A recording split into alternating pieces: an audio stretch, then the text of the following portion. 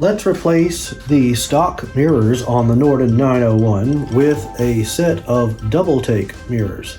I've decided to do the throttle side of the Norden because if you look directly right here, there is a notch that shows that this is a reverse thread, which means that it's going to loosen if you rotate it clockwise.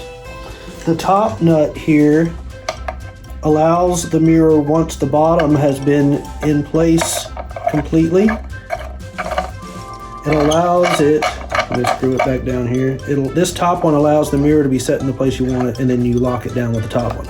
So I can leave the top as it is, and then I'm going to undo the stock, which I already had loosened prior to hitting the record button, so you might have to put a little torque on it. But remember, the clue here is these little notches, and if you look here, there is also 3 notches on the extension for the DoubleTake mirror.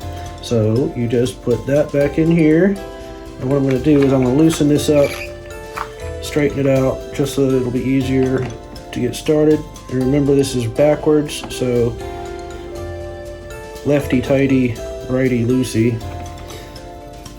Get it all the way down to the bottom.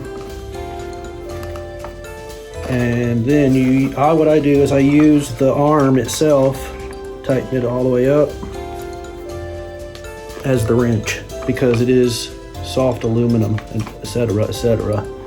So if you want to put a little bit more oomph on it,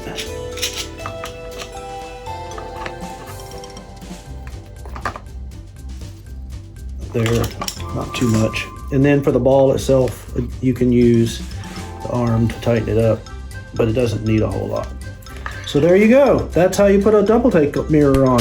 For the other side, you just do it in reverse because it threads on properly. Cool.